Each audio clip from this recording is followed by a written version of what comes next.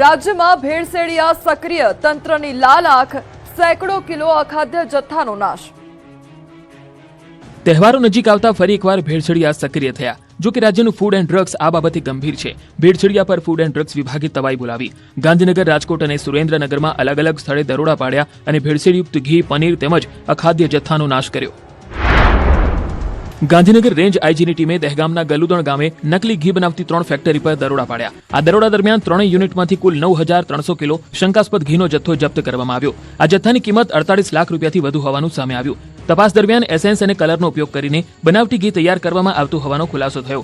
અંજની, અનુજ અને બરસાના નામે આ બનાવટી ઘીનું વેચાણ કરવામાં આવતું હોવાનું સામે આવ્યું। સાથે જ અક્ષિલ ડેરી પ્રોડક્ટમાંથી પણ માવાનો જથ્થો મળી આવ્યો। અહીંથી અંદાજે 2,500 કિલો માવો બનાવવાનો કાચો જથ્થો પણ કબજે કરવામાં આવ્યો। આ કાર્યવાહી બાદ સ્થાનિક પોલીસની કામગીરી સામે સવાલ ઉઠી રહ્યા છે। હવે સમગ્ર મામલે વધુ તપાસ હાથ ધરવામાં આવી।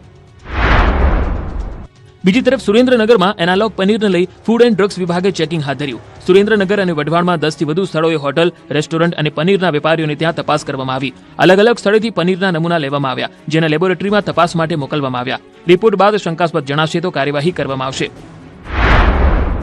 તો રાજકોટ ગ્રામ્ય એસઓજીએ પણ ભેળસેળિયા તત્વો સામે કાર્યવાહી કરી। શાપર, વેરાવળના અલગ અલગ 3 એકમોમાંથી કુલ 3 લાખથી વધુનો શંકાસ્પદ જથ્થો ઝડપાયો, જેમાં 500 કિલો શંકાસ્પદ માવો, એનાલોગ પનીર, શંકાસ્પદ મીઠાઈ અને આર્ટિફિશિયલ કલરનો જથ્થો સામેલ છે। ઉપરાંત રાજકોટ જિલ્લામાં એનાલોગ પનીર બનાવતી 8 પેઢીના લાયસન્સ પણ સસ્પેન્ડ કરવામાં આવ્યા છે। શાપર, સરદાર, ગોંડલ, જામકંડોરણા અને રાજકોટ સહિતના વિસ્તારોમાં કાર્યવાહી થઈ છે।